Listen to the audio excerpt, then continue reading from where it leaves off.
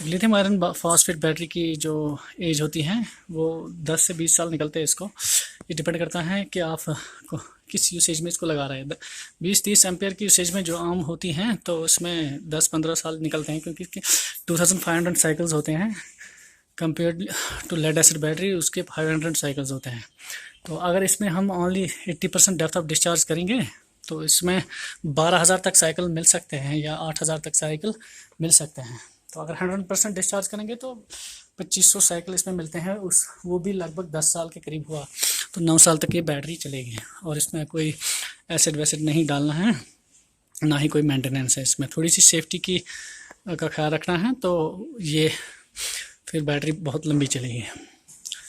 तो अब हम आते हैं चार्ज कैसे करते हैं हम इस लिथियम आयरन फॉस्फेट बैटरी को। ये हमने लिथियम आयरन फॉस्फेट बैटरी का चार्ज कंट्रोलर लगाया है। ये है MEC smart solar charge controller, जो कि लिथियम बैटरी के लिए भी लगता है और लेड एसिड के लिए भी लगता है। तो ये टर्नरी लिथियम के लिए भी लगता है और लिथियम आयरन फॉस्फेट के लिए भी लगता है। तो ये इसका पैनल का इनपुट है और ये बैटरी का है कनेक्शन और ये लोड का है। बैटरी का कनेक्शन हमने सीधे बैटरी में डाल दिया है थ्रू BMS ये है। और जो पैनल का है, पैनल का हमने कनेक्ट किया है टेम्परेचर कंट्रोलर को।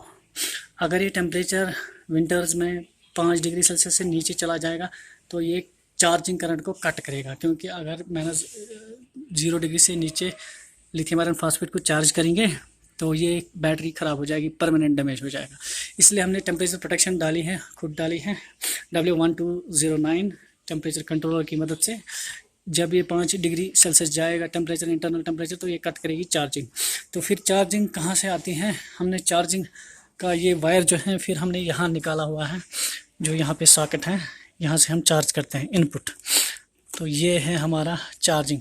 तो ये 12 वोल्ट तो अगर देंगे तो बहुत स्लो चार्ज होगा। हम इससे 20 वोल्ट भी दे सकते हैं, 20 वोल्ट तक हम दे सकते हैं, क्योंकि चार्ज कंट्रोलर जो है 20 वोल्ट तक लेता है। तो हमको इसको 20 वोल्ट देते हैं, चाहे वो सोलर पैनल से देंगे या किसी एडाप्टर से देंगे। फ़िलहाल तो हम एडाप्टर यूज़ कर रहे हैं, ये 12 वोल्ट देता है। फिर इसको बूस्ट कन्वर्टर के ज़रिए 20 वोल्ट बनाते हैं। उसके बाद हम इसको कनेक्ट करते हैं, चार्ज करते हैं lithium battery through this charge controller. So हम कभी कभी डायरेक्ट सोलर पैनल से भी ये चार्ज करते हैं। ये सोलर पैनल का वायर है और हमारा सोलर पैनल है ये यहाँ से। तो ये है सिस्टम चार्ज करने का। यहाँ से पावर आती है, फिर वो थ्रू BMS चली जाती है, उसके बाद वो चार्ज कंट्रोलर में जाती है और फिर नहीं, उसके पहले चार्ज कंट्रोल में जाती हैं, फिर BMS में जाती हैं, फिर बैटरी में जाती हैं। तो ये है मैकेनिज्म इस लिथियम आयरन फॉस्फेट बैटरी को चार्ज करने का। ये दूसरा डाला है हमने, जो ये W1209 टेम्परेचर कंट्रोलर है। ये डाला है हमने जब लो टेम्परेचर होगा तो ये फिर इसमें अंदर हमने बल्ब एक डाला है। जब 5 डिग्री सेल्सियस से कम होगा टेम्परेचर तो ये बल्ब जलेगा, तो इंटरनल हीटिंग करेगा। उसके बाद इंटरनल टेम्परेचर जो है राइज़ हो जाएगा, तो फिर हम ये लिथियम बैटरी नेगेटिव टेम्परेचर में भी चार्ज कर सकते हैं। तो ये है इसका अंदरूनी सिस्टम। ये हमने कार्डबोर्ड लगाया है, क्योंकि लिथियम आयरन फॉस्फेट बैटरी जो है चार्ज करने के लिए करने से वो एक्सपैंड होती है। तो ये हमने लगाया है चारों तरफ से। फिर हमने इपॉक्सी लगाया थोड़ा सा फिट करने के लिए। तो ये है हमारी लिथियम आयरन फॉस्फेट बैटरी का चार्जिंग का मैकेनिज़्म। अब हम जाते हैं डिस्चार्जिंग के मैकेनिज़्म की तरफ। तो हमने ये 4 सेल 100 एज के हैं, इनको सीरीज़ में कनेक्ट किया हुआ है। एक सेल का वोल्टेज है 3.2 वोल्ट और चारों का वोल्टेज हो गया 12.6 वोल्ट नॉमिनल। तो इससे ऊपर भी जाता है, 13.8 तक तो जाता ही है। तो चार्ज करना चाहिए 3.45 वोल्ट तक एक सेल, वो होता है लगभग 13.6। अच्छी चार्जिंग वोल्टेज है। लेकिन जो आम डिफ़ॉल्ट चार्जिंग सेटिंग होती हैं वो होती है 13.8 फ्लोट। पहले बल्क चार्जिंग होती हैं 14.4 वोल्ट पे जाता है ये charge controller, lithium charge controller. उसके बाद फिर जब बल्क चार्जिंग हो जाती है लगभग 80% चार्ज हो जाती है बैटरी, फिर फ्लोट चार्जिंग की तरफ जाती है 13.8 वोल्ट तक। तो बल्क चार्जिंग बहुत फास्ट होती है, फिर फ्लोट चार्जिंग होती है, फिर एब्जॉर्प्शन भी होती है। और इक्वलाइजेशन यहाँ लिथियम आयरन फॉस्फेट बैटरी में नहीं होती है, इससे लिथियम आयरन फॉस्फेट बैटरी ख़राब हो जाएगी। इक्वलाइजेशन खाली लेड एसिड बैटरी में इस्तेमाल होती हैं और उससे उसका सल्फेशन बच जाता है, लेकिन यहाँ इक्वलाइजेशन की कोई ज़रूरत नहीं है। अगर इक्वलाइजेशन वोल्टेज यहाँ रखेंगे तो उससे ये बैटरी परमानेंटली डैमेज हो जाएगी। लिथियम आयरन फॉस्फेट बैटरी जो है वो दो चीज़ों से डैमेज होती है, एक तो ओवर चार्ज करने से, दूसरा अंडर चार्ज करने से। अब हम जाते हैं, ये हम डिस्चार्ज कैसे करते हैं। यहाँ से हम दो कनेक्शन उठाते हैं 12 वोल्ट के, जो BMS के थ्रू आते हैं। तो BMS के थ्रू फिर ये आउटपुट में जाते हैं। ये है आउटपुट हमारा 12 वोल्ट का। फिर हम ये 12 वोल्ट का आउटपुट इस्तेमाल करते हैं किसी भी मकसद के लिए। या तो हम इन्वर्टर से इसको कनेक्ट करते हैं, या हम इसको बूस्ट कन्वर्टर के ज़रिए 30 वोल्ट बनाते हैं, और फिर एक दूसरे चार्ज कंट्रोलर में हम प्लग इन करते हैं, जो हमने नीचे रखा हुआ है। यहाँ से वायर जाती है नीचे, तो वो 30 वोल्ट हम इस्तेमाल करते हैं दूसरी बैटरी को चार्ज करने में, जो लेड एसिड बैटरी हैं, वो फिर हेवी यूसेज के लिए हम इस्तेमाल करते हैं। तो ये हम इंटीग्रेट करते हैं लेड एसिड बैटरी के साथ भी। अब हमने ये रेक्टिफायर क्यों डाला है बीच में, क्योंकि अगर हम डायरेक्ट कनेक्ट करेंगे लेड एसिड बैटरी को लिथियम आयरन फॉस्फेट बैटरी, तो वहाँ से जो करंट आएगी वो इसको हीट अप करेगी और ये फायर हैज़ार्ड हो सकता है। इसलिए हमने खाली लिथियम आयरन फॉस्फेट बैटरी से आउटपुट लिया है, और यहाँ से करंट जा सकता है लेड एसिड बैटरी की तरफ, लेकिन वहाँ से वापस नहीं आता है, इसलिए हमने रेक्टिफायर डाला हुआ 20 एम्पेयर का। तो क्योंकि लिथियम आयरन फॉस्फेट बैटरी को ऐसे नहीं चार्ज नहीं कर सकते डायरेक्टली, अगर हम कनेक्ट करेंगे उसको लेड एसिड बैटरी से या लेड एसिड बैटरी के चार्जर से या किसी अडाप्टर से।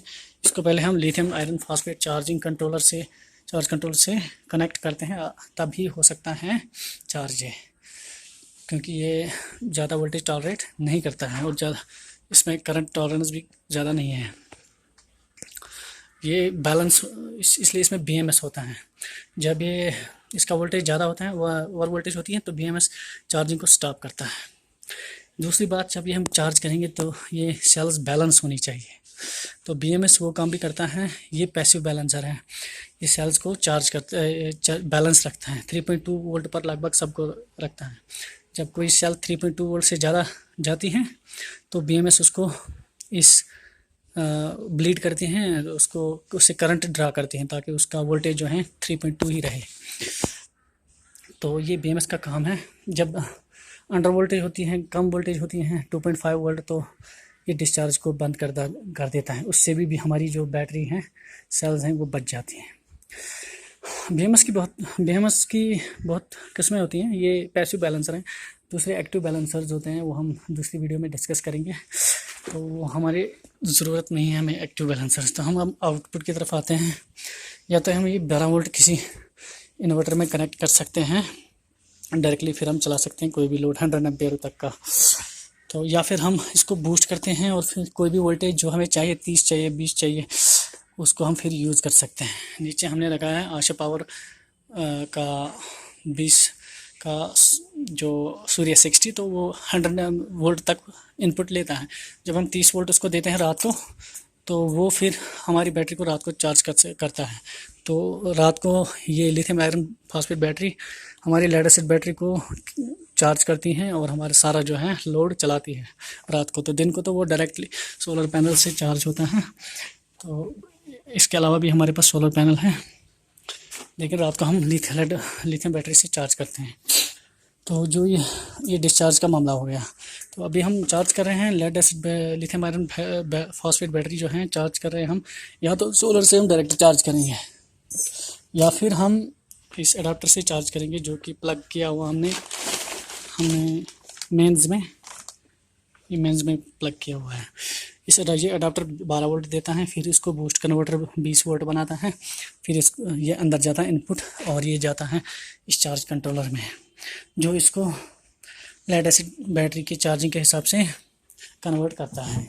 वो कंट्रोलर चार्जिंग करता है, पहले बल्क चार्जिंग करता है, फिर फ्लोट करता है, वगैरह वगैरह।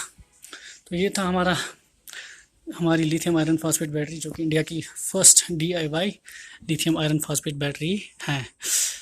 तो अपने कमेंट्स में बताइए कि आपका फीडबैक क्या है।